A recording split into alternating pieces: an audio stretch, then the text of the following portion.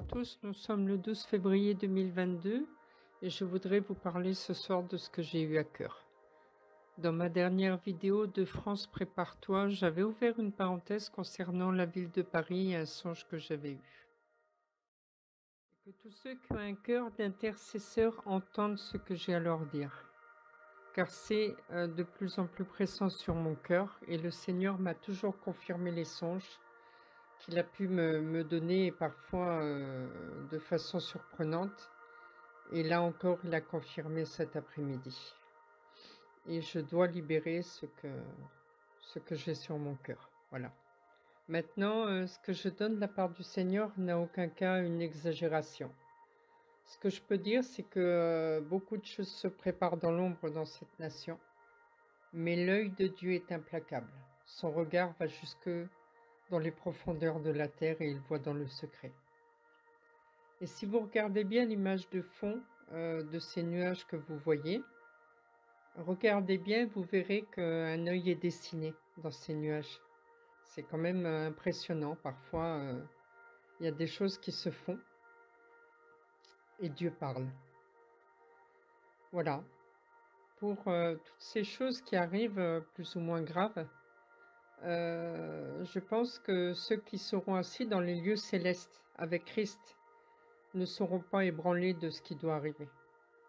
On sera spectateurs. Il va y avoir des choses difficiles. Et si demain, je dois vous prévenir qu'un tremblement de terre arrive et que vous habitiez dans un grand bâtiment au dernier étage, vous allez pas attendre et dire: «Bon, bah, je vais attendre et puis on va voir ce qui se passe».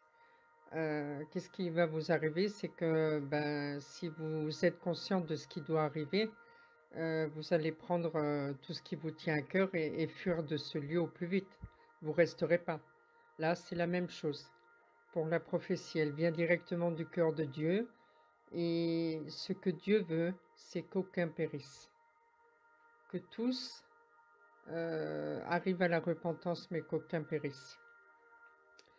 Dans 2 Pierre 3,9, il est dit: «Le Seigneur ne retarde point l'exécution de sa promesse, comme quelques-uns le croient, et qu'il y ait du retard, mais il use de patience envers nous, ne voulant point qu'aucun périsse, mais que tous viennent à la repentance.»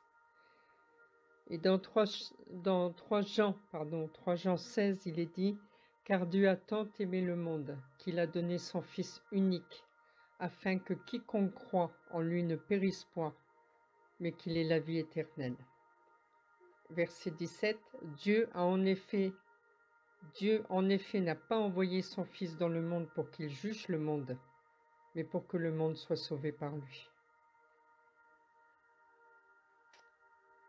Repentez-vous, choisissez le chemin qui est étroit, mais combien il est bon, combien il est bon. Parce qu'une fois qu'on connaît le Seigneur, on n'a plus soif. Tout est comblé. Parfois, les faits, les images sont plus parlantes que les mots que je pourrais prononcer. Et je vous laisse un lien encore sous ma vidéo d'un court extrait de The Chosen, d'ailleurs qui porte bien son nom. Et c'est l'extrait de la Samaritaine. Et aussi à lire dans la Bible, je vous invite à le lire dans la Bible, Jean chapitre 4, où Dieu parle dans sa parole. Et plusieurs fois, il m'a parlé par sa parole. Prenez du temps, lisez-le. Et car Dieu parle, bon, il parle à travers sa parole, mais parfois comment on dit, les actions, le visuel est plus important pour ceux qui n'aiment pas trop lire. Voilà, cette histoire est extraordinaire parce que je peux vous le dire, je la vis.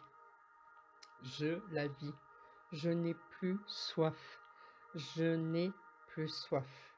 Mais ça, c'est une expérience que je vous partagerai bientôt. Voilà. Donc, je voulais juste voilà, vous encourager. Et donc, je partage ce que j'ai reçu en songe et ce que le Seigneur m'a confirmé encore aujourd'hui. En 2013, j'habitais en banlieue parisienne et j'ai eu un songe. Et je voyais sur une grande place à Paris, comme la place des Étoiles Charles de Gaulle, mais je ne vais pas nommer parce que je n'ai pas vu le nom de cette place. Et je voyais les forces de l'ordre dans la panique générale, comme un attentat majeur qui se prépare. Priez afin que Dieu vous garde, nous garde. Et les forces de l'ordre étaient dans la panique générale. Ils couraient dans tous les sens. Et beaucoup seront choqués dans ce milieu. Et mon songe s'est arrêté là. Malheureusement, il y a beaucoup d'infiltration partout, hein, malgré tous les services de renseignement qu'on a dans cette nation. Au moment où je vous parle, je la vois comme une grande passoire avec des trous tellement agrandis que tous les aliments passent à travers. Et réfléchissez, comment prendre possession d'un endroit sans connaître les forteresses? Et parfois l'ennemi n'est pas à l'extérieur comme on l'attend, mais vient de l'intérieur. Et ce qui me fait penser encore à la Bible, cette histoire, encore une fois, qui a livré Jésus? Qui connaissait tous ses faits et gestes, où il allait, où il se rendait? C'était Judas. Et Judas faisait partie des apôtres, du cercle intime de Jésus. Voilà. Je vous laisse avec cette réflexion, ce songe que le Seigneur m'a donné. Que Dieu vous garde et restons à l'écoute de ce que le Saint-Esprit veut et que les intercesseurs qui m'écoutent prient pour cela. On ne pourra pas tout éviter. On ne pourra pas tout éviter. Des choses vont arriver.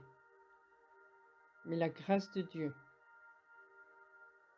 et si on se repent, si on revient de nos mauvaises voies, Dieu est puissant, Dieu est grand, Dieu fait grâce.